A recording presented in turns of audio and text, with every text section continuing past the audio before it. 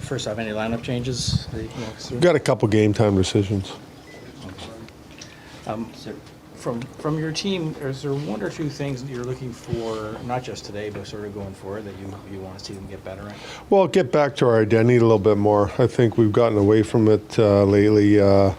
In my opinion, the checking side of things. We got to get back to that where we're tight all over. We're not giving much up. I find we're giving a little bit too much up right now, a little bit loose at times. So that side of things. The other thing for me is puck management. Those two things, yeah. What's the update? Enough compete level? Pardon me? Are you getting enough compete level? No, not all the time. What's the update on Austin, if anything? He will not play tonight. That's the update. What are your game time decisions, Craig? Game time decisions. We'll have to wait till game time. Assessing Austin. No early Christmas? No. In deciding Austin not playing today, was that just to kind of push for the break still? Yeah, he's gonna rest here over the break, and hopefully he comes back in a lot better shape. Is there any change in how he's feeling? There is a little bit. He gets relief at times, but it's not good enough. Would you expect him to be able to go Friday then to Detroit, or? Well, I gotta wait and see. I gotta see how he responds here for the next few days. Yeah. Goalie today? Well, there, I gave you a present. One gift's enough, eh? You guys are men now. You don't need lots of gifts like kids. What have you liked about what Joe Wall's shown you this year? Well, he's competitive, and he's played really well for us. I thought we were loose in front of him last game, especially early in the game, giving 2 goals up in 5 minutes or whatever. It's just that's tough for the goalie, right? They weren't easy saves; they were tough plays, but he's played well for us this year, and I expect the same going forward. He's been solid. It's not many 2 o'clock home games here. Anything you do differently, the team does differently for something like this? Not necessarily. I think, afternoon games, you come in a little bit earlier and get prepared and like you normally do, and, it's just, it happens quicker, right? Now. I thought we played pretty good. I think if you look at the goals against, it's just like mistakes. Not major things, but just kind of mental mistakes. That was, pretty good game. Yeah, it obviously has an impact on the game. Chris and Austin both are important pieces to what we're doing. But there's no excuses. We got the guys in here that can step up and play bigger roles and take on more responsibility. So, by no means is that why we lost or something like that. If you kind of look forward to the second half of the year, maybe the post-Christmas part of the year, in terms of cleaning up and getting better at it? Yeah, it's always exciting and challenging and daunting all at the same time. Between the Christmas break and the Four Nations break, there's going to be some important games, and then after that, you're right in it. You're right, in a dogfight to the end, and so we find ourselves in a position where, we have to play some good hockey, and I think we have at times, but I think we can, clean up a lot if you look at the last, 6 or 7 games. John hitting that 200-goal milestone with this franchise, what are your thoughts on that? Oh, it's great. I mean, he's obviously one of the best at what he does, since he's been around. So, no surprise.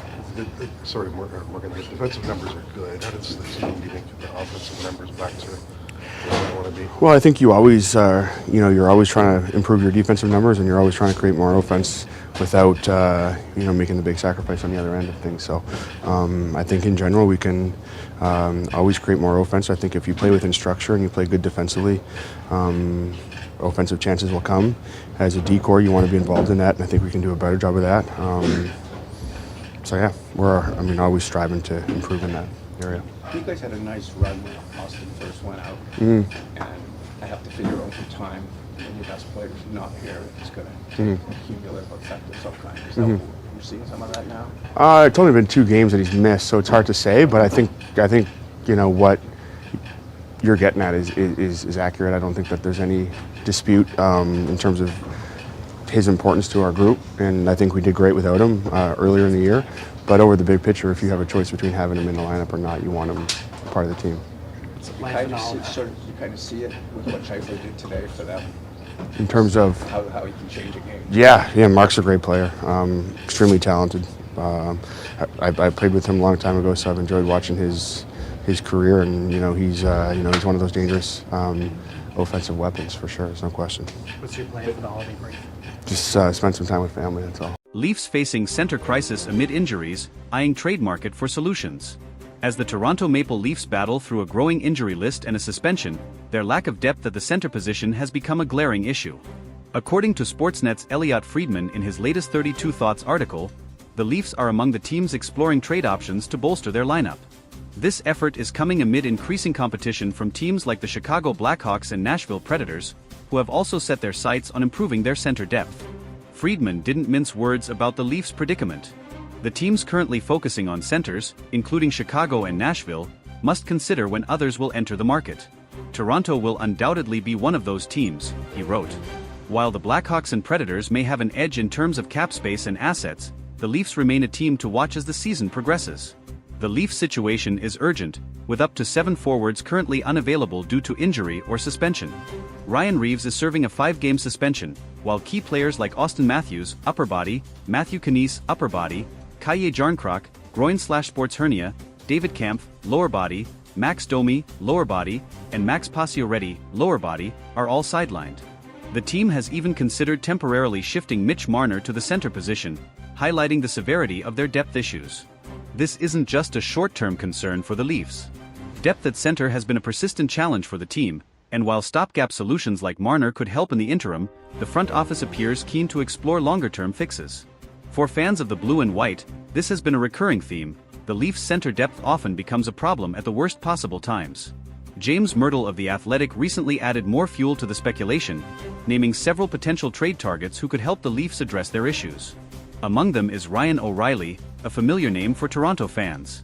O'Reilly, who signed a 4-year, $18 million deal with Nashville in 2023, might be a trade candidate if the Predators' underwhelming start to the season, 6-11-3, 31st in the league, prompts a rebuild.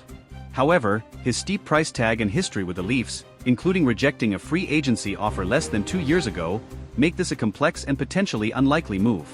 Other names mentioned by Myrtle include former Leaf Nazem Kadri, currently with Calgary, as well as players like Michael Granlund, Nick Jugstad, Brock Nelson, Yanni Gourde, Trent Frederick, Radek Faksa, and Sean Corrali.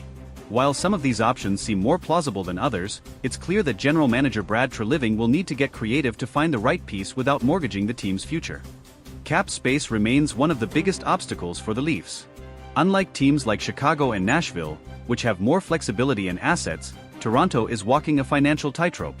As Friedman noted, competition will intensify as cap-constrained teams strive to create room.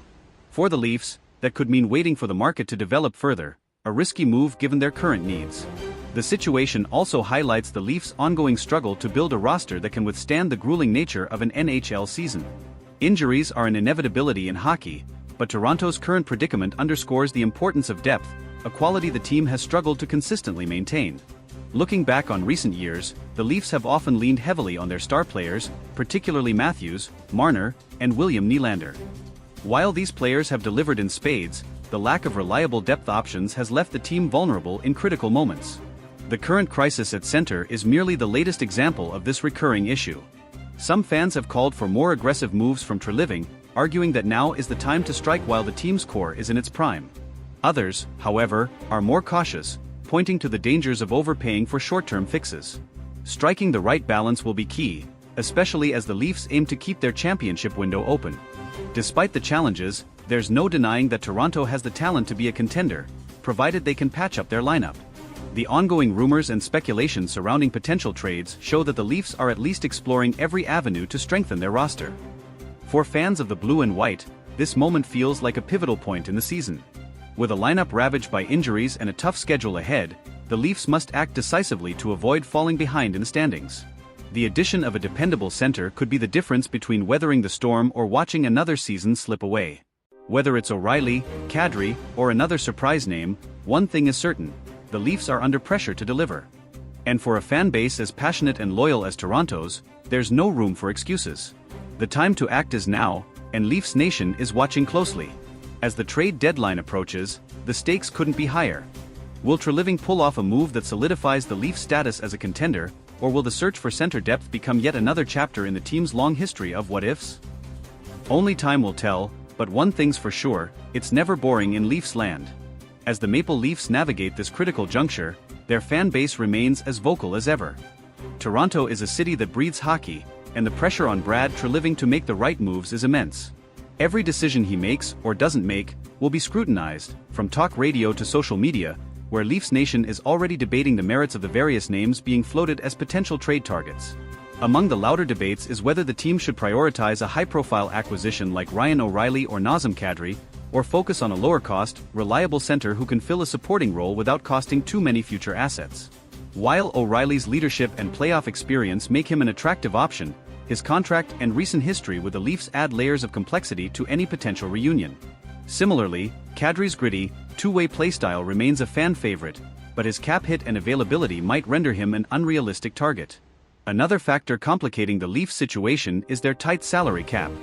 While Chicago and Nashville can make moves with relative ease due to their financial flexibility, Toronto must navigate a labyrinth of constraints to make any trade work. This likely means including salary retention or moving existing contracts to make room, which could drive up the cost of any potential deal. The question then becomes, how much are the Leafs willing to sacrifice to address their immediate needs?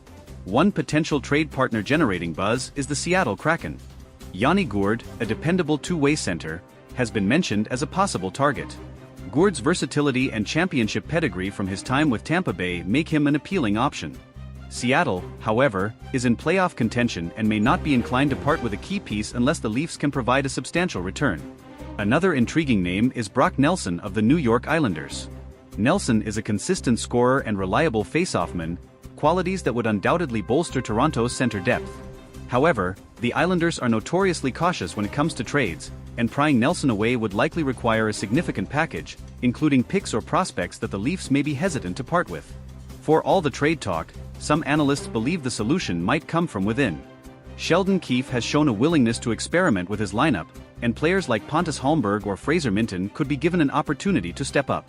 While relying on less experienced players carries risks, it might be the Leafs' only option if the trade market proves too costly or slow to develop.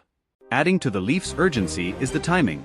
The Atlantic Division remains one of the toughest in the league, with teams like Boston, Florida, and Tampa Bay continuing to dominate. Any prolonged slump could see Toronto slip further down the standings, putting their playoff hopes in jeopardy. For a team with Stanley Cup aspirations, failing to address their weaknesses could have catastrophic consequences. Brad Treliving's history as a general manager suggests he's not afraid to make bold moves. His time with the Calgary Flames was marked by blockbuster trades, including the acquisition of Jonathan Huberdeau and Mackenzie Weegar in the Matthew Tkachuk deal. Leafs fans hope he brings that same decisiveness to Toronto, especially as the trade deadline looms. Beyond the immediate need for a center, this situation underscores a broader issue with the Leafs roster construction. Depth has been a perennial concern, and while Toronto boasts some of the league's top-end talent, their reliance on a handful of stars has left them vulnerable in moments like this. Moving forward, addressing this imbalance must be a priority for the front office if the team is to achieve sustained success. As the Leafs head into a critical stretch of the season, the next few weeks could define their trajectory.